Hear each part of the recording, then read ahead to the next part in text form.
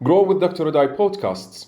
Hello and welcome to the 17th episode of the Grow with Dr. Audai podcasts. In today's episode, I'll talk about storytelling for speaking. But first, the need to communicate is the drive behind learning a language. At present, communication seems, either in its written or oral form, to be crucial as the world is growing and expanding rapidly. A learner's ability to render ideas, thoughts, and various concepts characterizes communication effectively. For most learners, the goal of learning a foreign language may proceed from the state of understanding others to the state of being understood by others. Therefore, communication helps people send and receive messages and negotiate the target meaning. Through communication, the ability to speak entails the knowledge of language entities and an ability to demonstrate these entities on the spot. In this regard, speaking is an interpersonal skill that encompasses an understanding of the psycholinguistic and interpersonal factors of speech production, forms, meanings, and processes involved, and how these can be developed. Now back to the storytelling. We all love telling stories. We might tell 2 or 3 stories a day. We share stories with our family members, mates at work, and acquaintances, and sometimes we use the stories to talk about successes, failures, etc., etc. Whatever we tell, we still share our emotions and feelings in these stories and try, by and large, to engage the person who is listening to us to react to what we are saying. This brings the point that learning to speak in a foreign language is involved with how native speakers speak in daily conversations.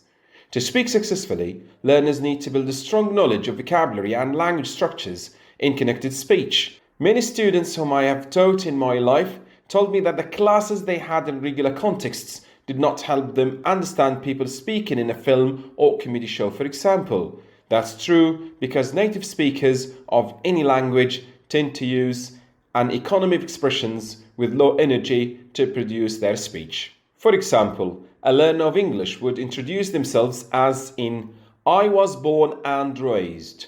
I was born and raised, where they completely pronounce the connective word and, as in, I was born and raised. For a native speaker, however, they would read it or say it in less energy and more economically.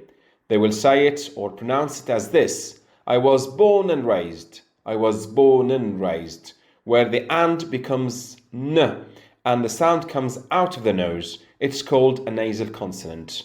These are called connected speech features and can be challenging to teach. They're sometimes ignored by English language teachers, arguing that they teach English as a foreign language.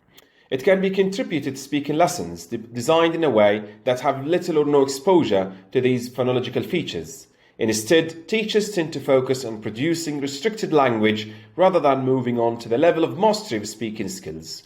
This accompanies the missing structure of short storytelling that native speakers use when narrating personal stories. Zooming into storytelling, it's an area that tends to help improve learners' speaking skills, where there is a manifestation in personal narratives, anecdotes, recounts, and tales. To this end, language exposure has become a trend in language learning, as it refers to the contact the learners have with the language they are trying to learn outside the classroom. On the significance of storytelling, it's of great value, not only because of the meaning it carries, but also because of the human interaction involved. For example, in personal narratives, speakers produce speech, tweak it to spontaneous circumstances, and make rapid decisions and adjustments throughout the communication channel.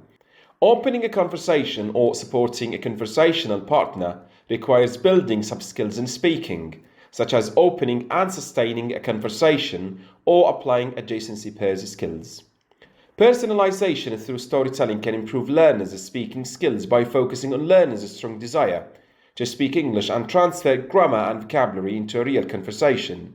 Thus, it's worth mentioning here that storytelling is a type of speaking genre that can be an efficient technique to grab learners' interests and emotions and create a meaningful and memorable context for engaging in speaking activities.